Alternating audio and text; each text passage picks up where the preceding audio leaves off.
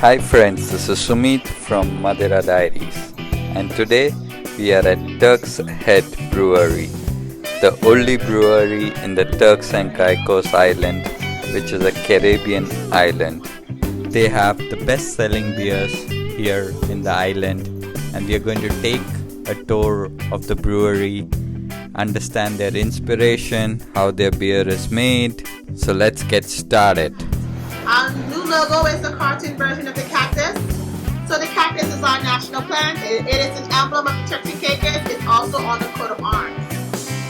When Columbus came here in 1492, he saw this plant and said the top part resembled a Turkish fez or an English shriner.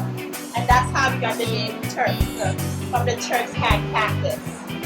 Caicos comes from the word Caicos, which means islands. That's a Taino term. So Turks and Caicos Islands. So this tank right here is called a grist case.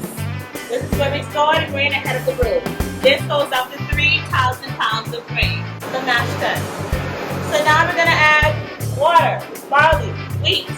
It's going to cook in there for about an hour to a nice soft fluffy oatmeal consistency. You know, oatmeal looks good ready. But we don't want that. We just want the sugar water from it, called force. And that's what the mash tun does. It's going to act as a strainer. It's going to compress the grain at the bottom, grind it up, leaving that sugar water at the top.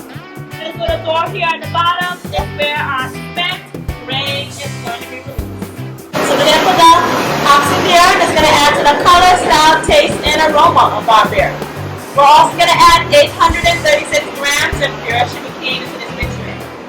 Now we're using pure sugar cane because we don't use any artificial flavorings or preservatives.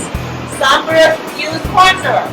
We use sugar cane. So we want all natural ingredients. Fermentation, guys. So these tanks are fermenters. They are 100% stainless steel, directly imported from Italy. One of these tanks will hold 1,000 cases, 25,000 bottles, 80 barrels of beer, over 3,000 gallons. Now this is where the yeast is going to come in. That exact same live yeast that used to make breakfast. We're going to put some yeast in here and also insert a little oxygen. The yeast is then going to multiply by the oxygen to match up the quantity of all that sugary hot water in the tank. Now when making beer, sugar is directly related to alcohol percentage. So that means the more sugar in the batch, the higher the alcohol percentage, the less sugar, the lighter that beer will be. This then bursts blasts out alcohol into a liquid form that stays into the tank, and also CO2, carbon dioxide, which is a gas. Now we have alcoholic, carbonated, chunky beer. That's how you like it. Now we have our filtration setup right beneath us, guys. We have a two-step filtration system here. First up will be our centrifuge. This is the tank with a circular top in between tank number 5 and 4. Then the second stop will be our micron filter. That's the machine directly behind. Alright guys, now after our beer is filtered, it is going to be stored into these two tanks. Tank number 13 and tank number 14. These are called bright tanks, like the bright side, for example. From here we will package in three ways. Okay? Can and we bottle.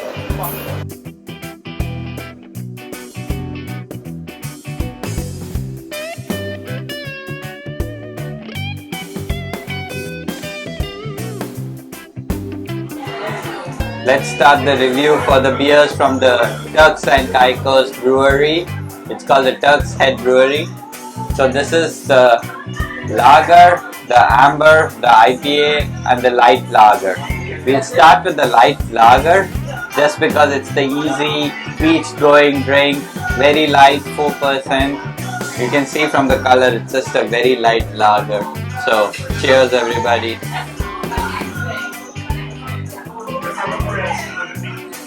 Just crisp, smooth. It's not to get you drunk. So just when it's really warm and you're on the beach and you want a refreshment, and if you like beer, this is a very good choice. A light, refreshing, crisp beer.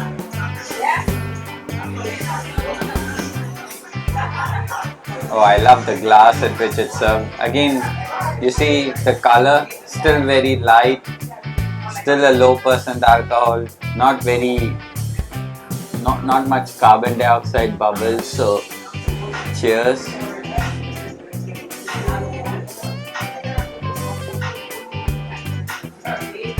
Little more flavorful than the light lager, little more of those hops flavors coming in, but still very less because they pasteurize also, so a lot of the flavors are much lesser. But again, the purpose of it is for them to have lagers that work with this weather where it's 28-35 degrees throughout the year and it's warm and just as a refreshment. So cheers.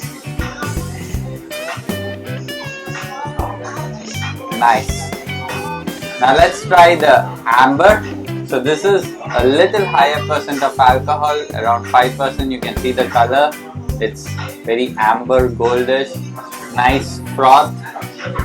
Not nice, it's good decent froth head.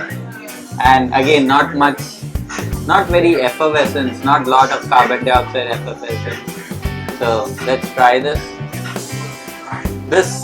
The flavor is much more than the lagers. You can actually get the hops. They're very flavorful. It has a bitterness also for an amber. Bitter finish. So that's why it's probably not as good of a beach beer, but very good with like spicy food. It tastes pretty good. Tastes close to a very classic amber, but I think it's little too much bitter than I would have liked, so not a big fan. The next one is the IPA. It's a 6% IPA, and all the background noise, people like to party over here. So 6%, not crazy high amount of alcohol. They use hops from Portland, Oregon.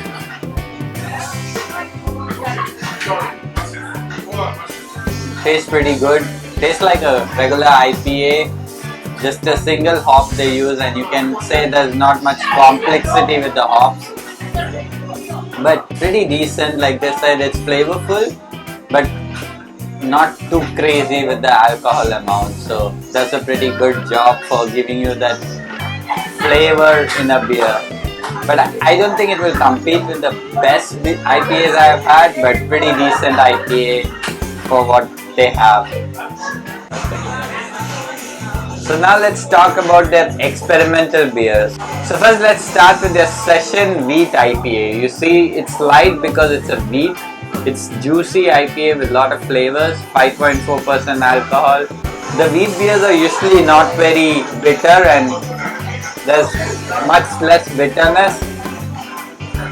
It's called juicy, but I'm not getting as many juicy flavors as I would have thought. Some lemon and citrus flavors, but not a lot. Still refreshing for a 5.4%. The next one is as you might have guessed, a porter. So this has more coffee and chocolate flavors, 5.1% alcohol. Yeah, a lot of coffee, a lot of chocolate, very delicious. I like stout beers, but not great for this weather, hot weather. The next one is a pure guava. So they add guava puree in this. I'm not a big fan of very sweet, fruity beers, but let's taste it. Yeah, smells very guava. Like guava juice mixed in a beer.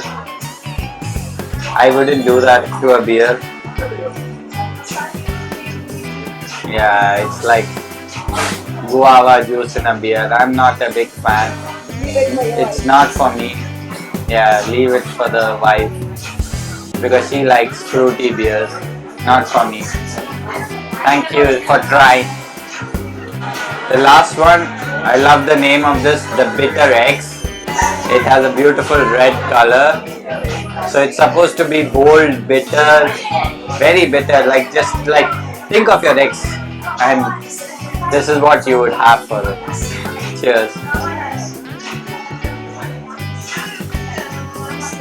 Yeah, a lot of bitter notes. but still like a red ale, I would say. It's very fruity as well, but definitely bitter. Probably after my light lager for the beach, I would probably choose this as my second favorite, followed by the IPA. The stout is good, but it's not for this weather, at least for me. I don't know how many people have stout beers in the beach. That's it for the beers. As you know, the Caribbean islands are famous for their rum. They also do a rum distillation. We are not allowed to go there for a tour, but I'm sure the rum is going to be very nice just because of the quality of the sugar cane here. They also do this kind of Irish cream liquors, the whiskey liquors. Tastes and smells good. So that's it from the Turks and Caicos Islands. These were beers from the Turks and Caicos. Hope you liked it. There's a lot of partying going on at 2 p.m. on a Monday. Sumit from Madeira Diaries.